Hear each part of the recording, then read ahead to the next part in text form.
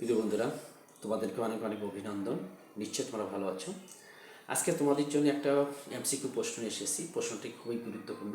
বিশেষ করে বিভিন্ন যে চাকরি ক্ষেত্রে এই এমসিকিউ প্রশ্নটা এসে থাকে। বিশেষ করে প্রাইমারি বা তোমার হাই স্কুল যে নিবন্ধনের পরীক্ষাগুলো হয়, কলেজের নিবন্ধন যে পরীক্ষাগুলো হয়, এই পরীক্ষাগুলো সাধারণত এই ধরনের কোশ্চেন সাধারণত এসে থাকে।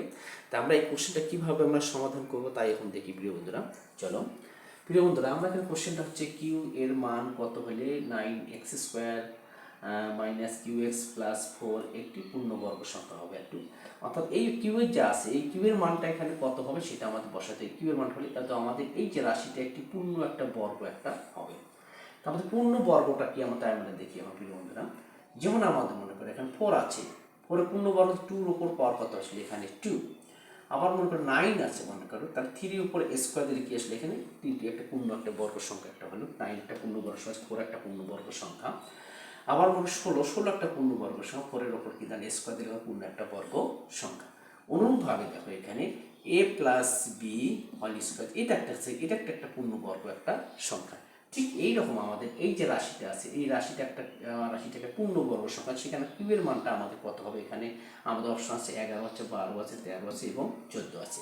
এই চারটার মধ্যে এখানে চারটা যে অপশন আছে, এই চারটা অপশন কোন অপশনটা এখানে বসলে আমাদের মানটা কিউ এর মান কত বসলে আমাদের সংখ্যাটা একটা পূর্ণবর্গ সংখ্যা হবে। প্রিয় বন্ধুরা, তাহলে চলো আমরা দেখি কত আসলে আমরা এর মধ্যে দেখি। প্রিয় বন্ধুরা,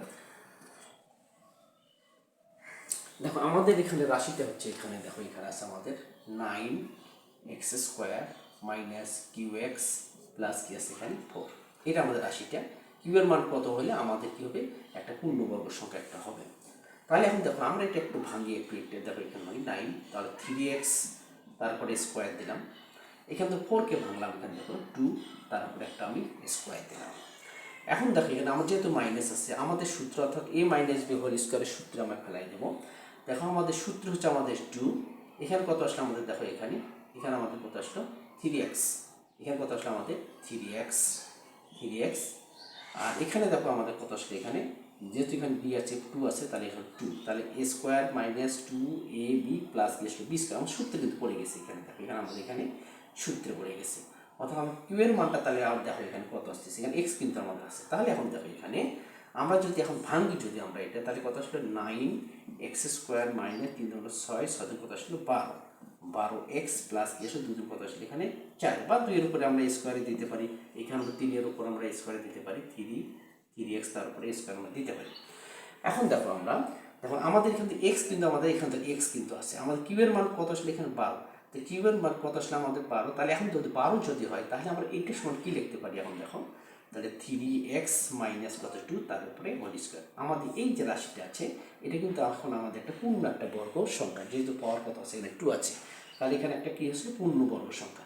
তাহলে যেহেতু আমাদের একটা পূর্ণ বর্গ সংখ্যা আছে, তাহলে দেখো এখন আমাদের কিউ এর জায়গায় তাহলে কি আসতেছে? এখানে আমাদের 12। আমাদের কিউ যদি 12 যদি বসাই, তাহলে আমাদের এই যে রাশিটা আছে, এই রাশিটা একটা কি হলো? পূর্ণবর্গ সংখ্যা। এটা কি হলো? কি যা পূর্ণ বর্গ সংখ্যা। বর্গ একটা কি আসলে এখানে সংখ্যা।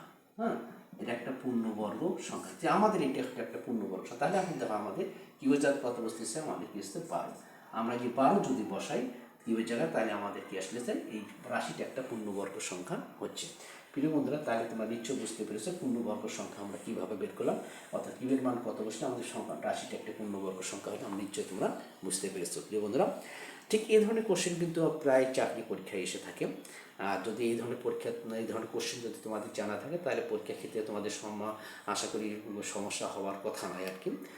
তাহলে প্রিয় বন্ধুরা, নিশ্চয়ই তোমরা এখানে বুঝতে পেরেছো। তাহলে আজকে এই পর্যন্ত। পরবর্তী ক্লাসে তোমাদের সঙ্গে আমি আরও নতুন অঙ্ক নিয়ে আসবো। তাহলে আজকে এই পর্যন্ত। আসসালামু আলাইকুম।